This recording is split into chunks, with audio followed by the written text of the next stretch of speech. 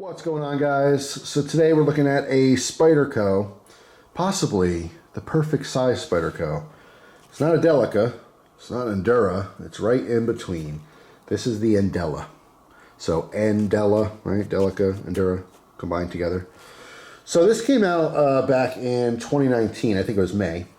And I didn't know about this knife until late 2020. I got one in trade. It was actually a second one I just got in trade. But I got one in trade, and it was part of a larger trade with a bunch of cheaper knives, and I didn't pay much attention to it. It was literally like it was mentioned, but I don't know. Maybe I thought it was typo. Who knows? All I remember is I got this in hand, and I'm like, wow, this Endura, something's like different about it. It just feels weird. I don't know. It feels kind of small.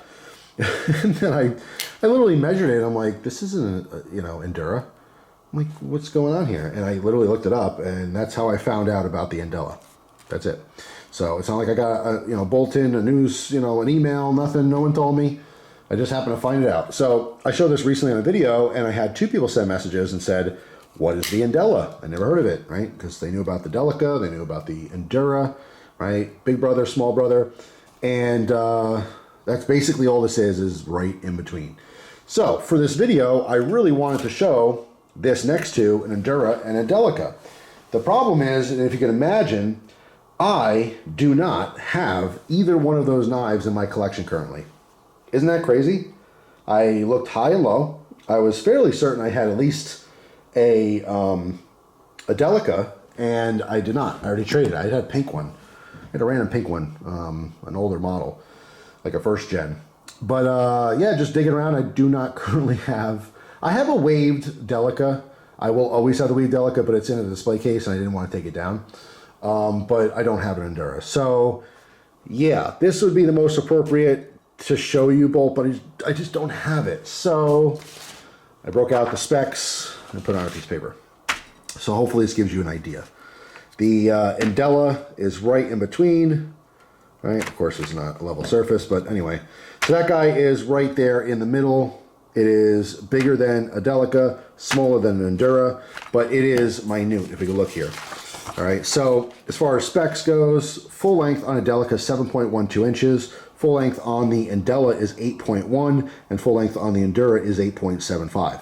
Okay, so it's only a little over half an inch smaller than the Endura overall. So it is minute, but when you're using these knives, I mean, I probably use a dozen of each. I've used tons and tons of Delicas and maybe less Enduras in my lifetime, but you could tell the difference when you have an Endura in your hand or a Delica in your hand. But this thing is like literally smack dab in the middle.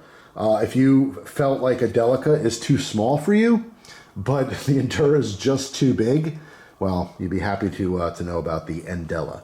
And I also put the prices down on the bottom so I can show you the difference. Now these are on just regular plain edge black models, like just basic as you can get.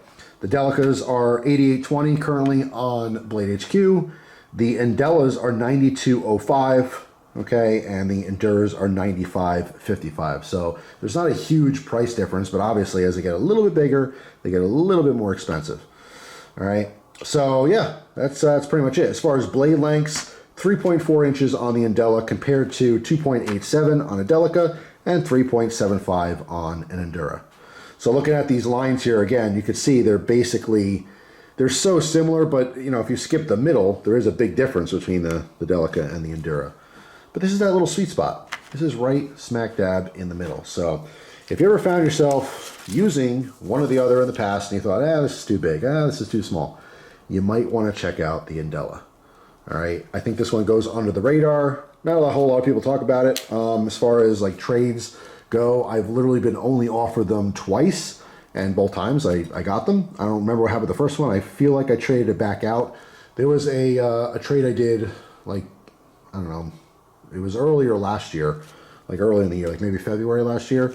I remember doing a trade for a Benchmade Griptilian. It was a full-size Griptilian, and I think the Endela that I had before. But anyway, now I have one back in the collection from a recent trade. And it's a fantastic knife. I mean, I've always liked the Delica. I've always liked the Endura. This is just, in between. That's it. It's that simple. So let me know in the comment section. First off, did you know about the Endela? Second off, do you have one? Or do you prefer the larger or smaller brothers to this little series? There's a million Spydercos out there. There's so many models out there. There's probably still models I don't even know about. This is one of those models that just don't get talked about a lot, especially when I have conversations with people and the Delica comes up in conversation or the Endura. Rarely does anyone, even me or the other party, ever even mention the Endela. It's just like I said, I don't know. It's like the ugly brother or something that just moved away from the family. I don't know what the deal is with it, but it is an awesome knife. And like I said, it hits that sweet spot. If you happen to have certain size hands where, you know, one's too big or one's just too small, and you're like, I just need the perfect fit. Well, maybe this is for you. So let me know down in the comment section what you think of the Endela. And before I go, one quick note. I believe when the Endela first came out, it was actually not in VG10 like this one is. It was offered in Bowler K390, which is a fantastic steel. And that model is more expensive. That's more like $130 to $140. All right, but the basic VG10 here is right there with the Endura and the Delica as far as pricing. And there's different versions of this as well. I think the model with the Bowler K390 had a specific color. If I'm not mistaken, it was a bluish type color, maybe blue-gray, something like that. I want to say they had their own like limited color for that blade steel version. But you guys let me know. Maybe I'm wrong. Maybe there's some other colors available with that steel. But anyway, that's all. Thanks for watching. Hope you guys have a fantastic day, and I'll see you tomorrow with a brand new video. Take care.